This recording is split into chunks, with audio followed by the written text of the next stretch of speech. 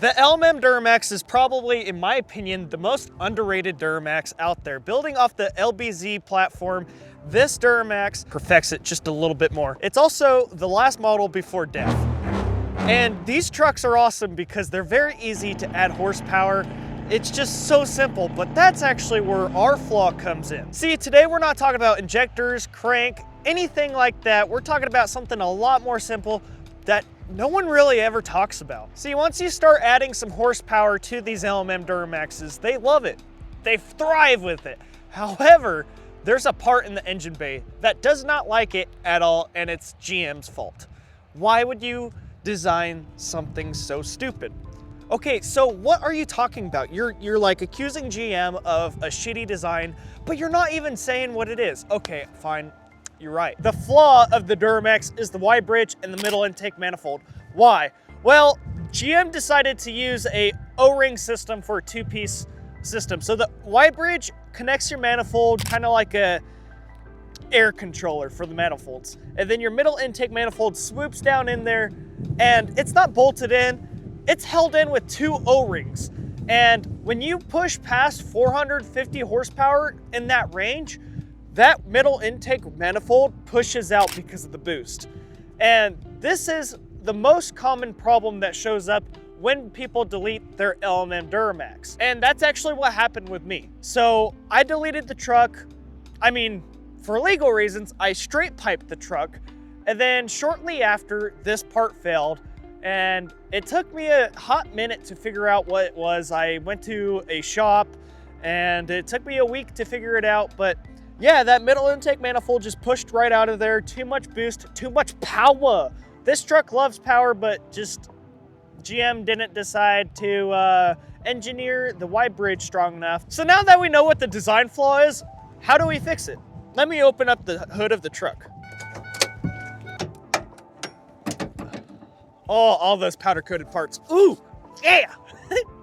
So if you're familiar with the LMM Duramax engine bay, you realize there's something shiny and orange where there's supposed to be some boring parts. Well, that's actually our solution today. I haven't really seen any way to modify the OEM system to prevent this failure once you push the boost and horsepower, but there's plenty of options out there online to get rid of the system entirely and put something new, like a two-piece system that bolts into each other. And this is what I have. I have the HSP Max Flow Y bridge system. Super nice people.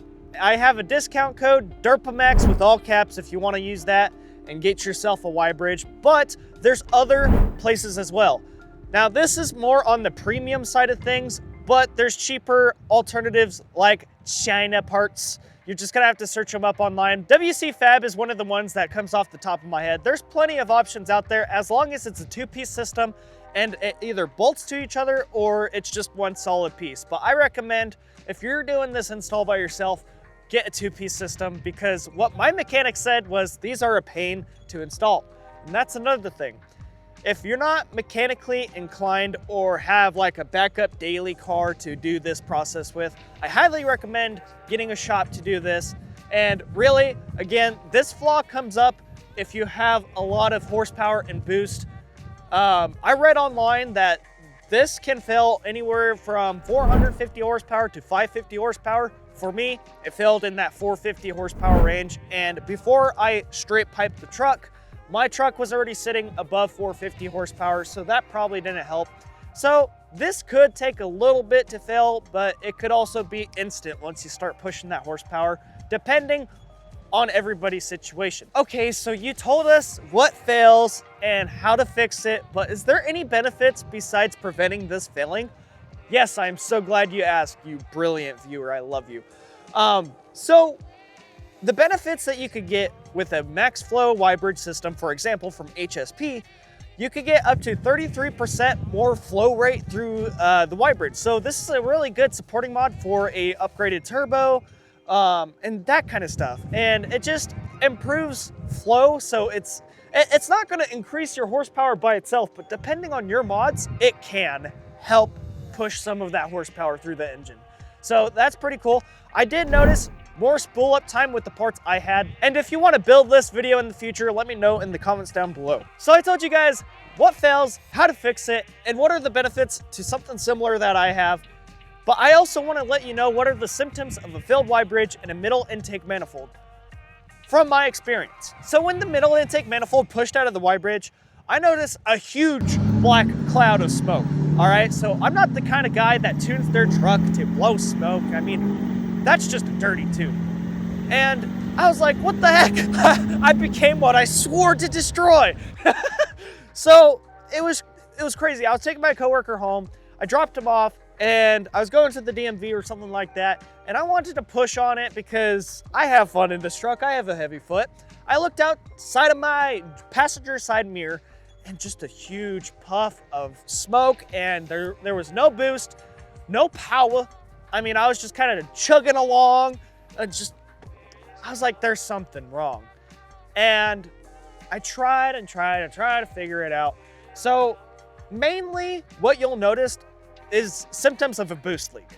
So you won't have power, you will have a huge black smoke, and there was a really loud whistle too, like I had a secondary turbo. That was super weird to me and made everything a lot more confusing.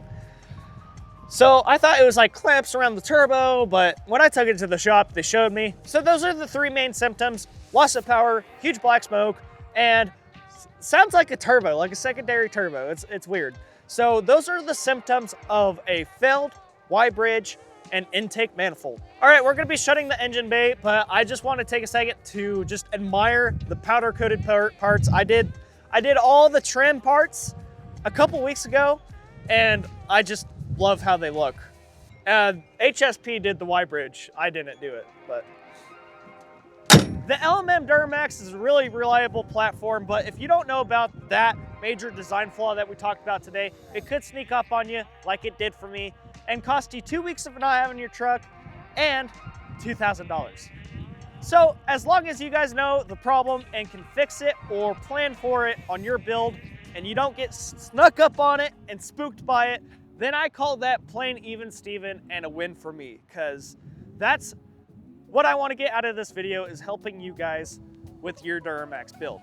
If you will have any questions with the middle intake manifold and the Y bridge, let me know in the comments down below and I'll answer you guys to the best of my abilities. And if you want to hear the full story of how the middle intake manifold failed on me and footage of it, that video will be on the top corner of the screen. Thank you so much for watching. See you in the next video. Derp to the max!